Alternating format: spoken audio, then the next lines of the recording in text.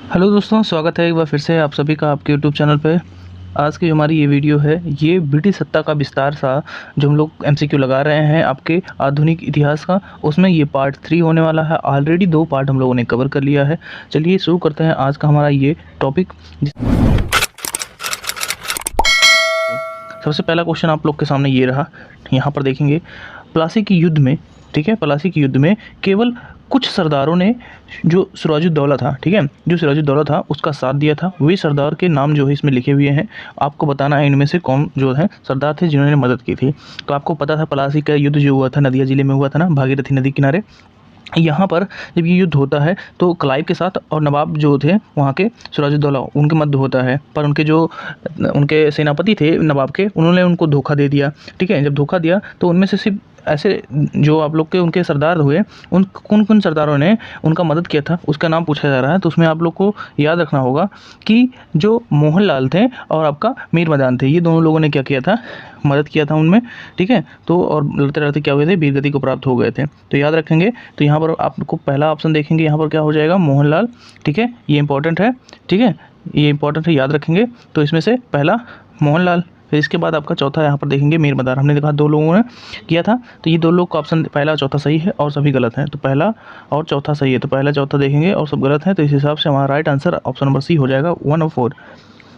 Next question आपके सामने है कि काल कोठरी यानी कि ब्लैक होल की घटना, जिसमें 146 में से 123 को, ठीक है, 23 लोगों को एक कोठरी में बंद कर दिया गया था। ठीक है, और जिसके कारण वो लोग क्या हुए थे, सफोकेशन या जिस भी कारण से वो मर गए थे। ठीक है, ये कहाँ पर हुई थी, तो ये राइट आंसर आपका लगाएंगे कि ये घटना कहाँ हुई थी, कलकत्ता में हुई थी। तो ऑप्शन नंबर डी आपका यहाँ पर राइट आंसर हो जाएगा। ठीक है, तो ये याद रखेंगे। ठीक, तो ये जब कभी पूछा भी जाए तो कब घटना घटी हुई थी, तो आप तुरंत इसको बताइएगा कि ये 1756 की रात को हुआ था। ठीक है, तो ये चीज़ें अगर पूछे तो याद रखेंगे। नेक्स्ट क्वेश्चन आपके सामने है, प्लासी के युद्ध के बाद भारत के लिए, ठीक है, भारत के लिए ये शाश्वत दुख की काली, ठीक है, रात का आरंभ हुआ। ये किस बंगाल के मतलब जो कवि थे उन्होंने कहा था, बांग्ला कवि ने। तो इसमें इस कथन को जिसने कहा था कि ये शाश्वत, ये दुख की काली रात है, वो थे नवीन चंद्र सेन। तो ऑप्शन नंबर ए आपका यहाँ पर राइट आंसर हो जाएगा। ठीक है, चलिए आगे बढ़ते हैं। नेक्स्ट क्वेश्चन आपके सामने यहाँ पर है। नेक्स्ट क्वेश्चन क्या कहता है, किस इतिहासकार ने 1765 से 1700 आपका 62 तक कंपनी के राज्य यानी कि जो डायरकी थी, द्वैत शासन का काल चला हुआ था, जिसे वारेन हेस्टिंग ने बाद में क्या किया, समाप्त किया था, उसे डाकुओं का राज्य की संज्ञा दी थी, उसको नाम बताया था। तो जब क्वेश्चन ये पूछे तो आप सीधा इसका जवाब लगाएंगे कि जो के एम पनिकर थे, यानी कि ऑप्शन नंबर यहाँ भी देखेंगे के एम पनिकर, इन्होंने इसकी संज्ञा दी थी कि ये डाकुओं का राज है, डाकू इस पर राज कर रहे हैं, उन्होंने लूट मार एकदम मचा रखी है। नेक्स्ट क्वेश्चन आपके सामने है, सुरक्षा प्रकोष्ठा नीति, यानी कि ये नीति कैसी थी, इसको हम रिंग फेंस पॉलिसी कहते हैं, या अगर हम बात करें इसी को हम लोग और क्या कहते हैं, इसी को साथ ही साथ आप याद रखिएगा कि घेरे की नीति कहते हैं। ठीक है, तो ये चीज़ कब से कब तक लागू थी, ये 1765 से लेकर आपका 1813 तक लागू थी। ये साथ में याद रखेंगे कब तक लागू थी, 1813 तक ये लागू रही थी। ठीक है, इसको अगर संबंधित व्यक्तियों के बारे में पूछा है तो वारेन हेस्टिंग और विलेजली इससे संबंधित थे। तो इसमें से ऑप्शन में आपको सिर्फ वारेन हेस्टिंग दिख रहा होगा, ऑप्शन नंबर 1, तो यहाँ पर ये सही हो जाएगा। नेक्स्ट क्वेश्चन आपके सामने है, देखिए इसका ये तीसरा पार्ट हो रहा है, 2 पार्ट ऑलरेडी इसके पहले और दूसरे पार्ट हो चुके हैं, तो उसको भी जाके आप अटेम्प्ट कर लीजिए, उसको देख लीजिए। ठीक है, नेक्स्ट क्वेश्चन है, इलाहाबाद की जो 1765 की संधि हुई थी, उसके बाद रॉबर्ट क्लाइव ने मुर्शिदाबाद का उप दीवान किसे बना दिया था। तो ये चीज़ याद रखेंगे कि मोहम्मद रजा खान जो थे उनको क्या बनाया गया था, मुर्शिदाबाद का उप दीवान बनाया गया था। तो ऑप्शन नंबर ए आपका यहाँ पर मोहम्मद रजा का राइट आंसर हो जाएगा।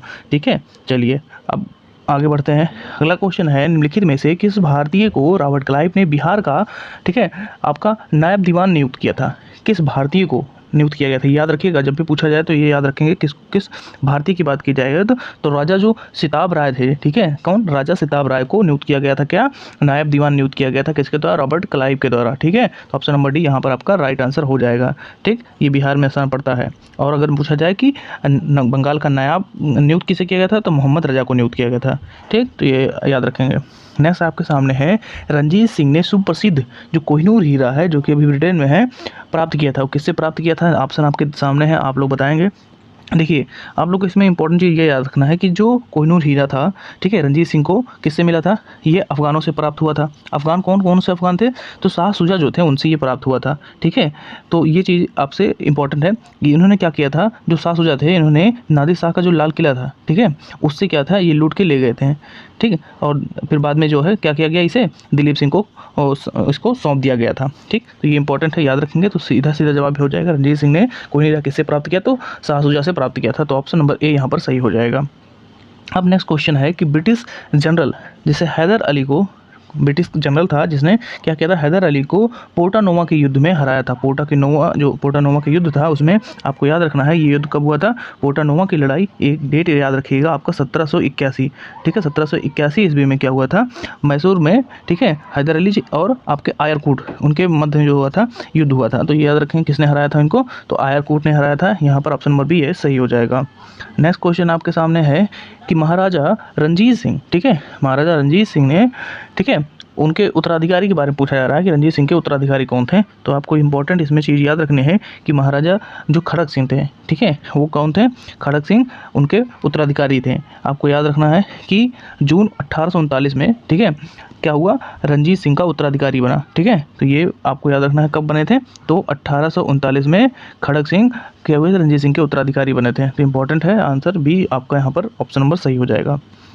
देखिए, आगे बढ़ने से पहले मेक श्योर करिए कि आपने चैनल पे पहली बार अगर आए हैं तो चैनल को सब्सक्राइब किया है, बेल आइकन भी दबाया है, लाइक वीडियो को कर दिया है, क्योंकि ऐसे वीडियो तभी अपडेट मिलता रहेगा। आप लाइक करते हैं तो हमें मोटिवेशन मिलता है कि ऐसी वीडियो और आपके लिए बनाया जाए।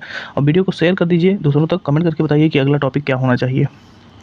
नेक्स्ट क्वेश्चन है, निम्नलिखित में से सुमेल इसको करना है, कौन सुमेलित नहीं है, ठीक है। तो सुमेलित जो नहीं है उसको हमें आइडेंटिफाई करना है। तो यहाँ आप लोग देखेंगे कि क्या सुमेलित नहीं है, उसको जस्ट आइडेंटिफाई करिए यहाँ पर। तो आप देखेंगे हमने पिछली वीडियो में ही शायद डिस्कस किया था ये चीज़ें कि आपका जो लॉर्ड कॉर्नवालिस है, ठीक है, लॉर्ड कॉर्नवालिस अस्थायी बंदोबस्त शुरू करने वाला था, उससे संबंधित है, ये सही है। फिर बात की गई थी लॉर्ड वेलेस्ली की सहायक संधि, इसने ही शुरू किया था, ये भी सही आपका है। फिर यहाँ पर हेस्टिंग ने द्वितीय अंग्र मराठा युद्ध इसको लड़ा था, ये तो नहीं सही लग रहा है। ये यहाँ पर जो युद्ध था आपको याद है कि ये 1803 से 1807 चला था, ठीक है। तो ये लेकिन इसके द्वारा नहीं लड़ा गया था।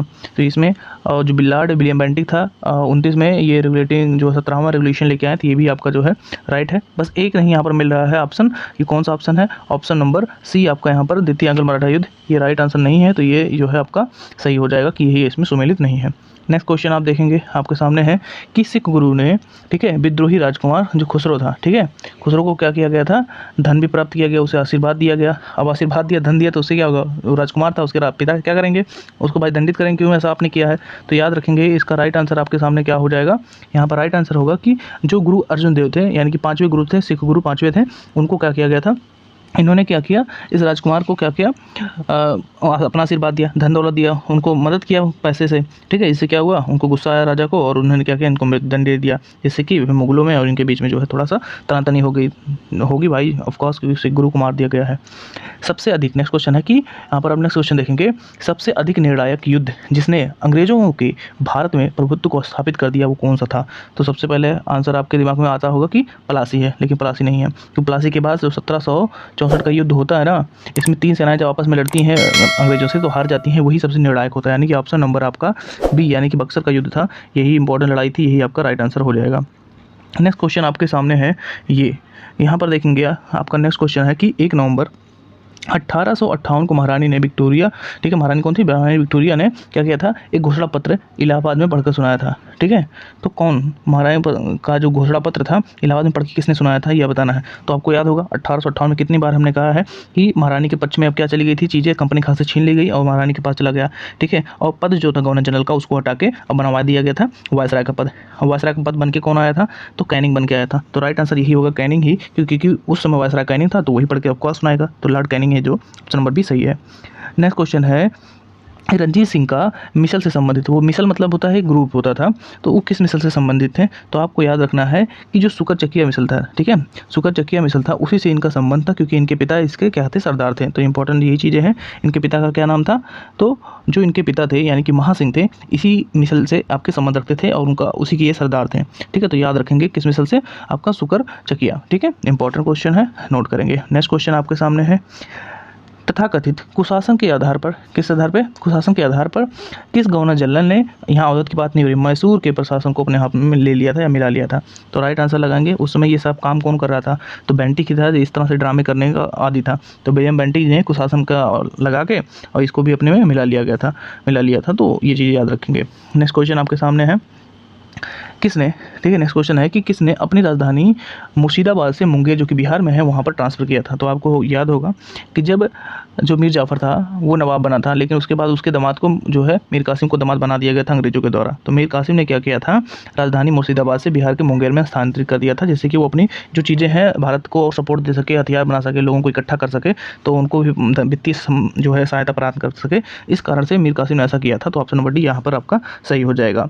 नेक्स्ट क्वेश्चन आपके सामने है कि किसकी समाधि के कारण, ठीक है, नांदेड़ गुरुद्वारा जो है सिखों द्वारा पवित्र माना जाता है? वहाँ किसकी समाधि है? तो याद रखें कि जो उनके अंतिम गुरु थे, ठीक है, अंतिम गुरु थे किसके? सिखों के अंतिम गुरु, जिनकी जो डेथ हो गई थी 42 वर्ष की उम्र में हो गई थी, उनको याद रखेंगे कौन थे? गुरु गोविंद सिंह। तो ऑप्शन नंबर डी यहाँ पर सही हो जाएगा कि इनके ही, क्योंकि समाधि है नांदेड़ में, समाधि होने के कारण इनको पवित्र माना जाता है। तो ये चीज़ें आप याद रखेंगे। नेक्स्ट क्वेश्चन है, बक्सर के युद्ध यानी कि 1764 में हुआ था। दिल्ली का शासक तो कई बार बताया है, ज़्यादा डिटेल जाने की नहीं है, शाह आलम द्वितीय था, ठीक है, और ये भी हार चुका था। तो ये चीज़ें इंपॉर्टेंट है, याद रखेंगे। फिर नेक्स्ट क्वेश्चन आपका है, यहाँ पर देखेंगे आप लोग कि टीपू सुल्तान अंग्रेजों के साथ युद्ध में कब मारे गए थे? तो कब मारे गए थे याद रखेंगे। जो आपका 1792 है, इसमें इनका तीसरा जो है आंगल और जो मैसूर युद्ध होता है। इसके बाद जो 1799 है, इसमें इनका चौथा होता है। इसी में क्या होता है, इनको धोखा मिलता है और जो निजामों के द्वारा हैदराबाद के, फिर इसके बाद ये इसी में मारे जाते हैं। तो टीपू सुल्तान की मौत 1799 में होता जाता है। तो इंपॉर्टेंट जानकारी है, याद रखेंगे, ठीक है। तो ये नहीं कोई मतलब श्रीरंगपट्टनम का जो शेर कहा जाता था, तो वहाँ इनकी मृत्यु हो जाती है, ठीक है। इतना चीज़ें आपको कंफर्म हो चुकी होंगी। तो आज का ये टॉपिक यहीं पर हम लोग करते हैं ख़त्म और मिलते हैं नेक्स्ट वीडियो में। तब तक के लिए जय हिंद।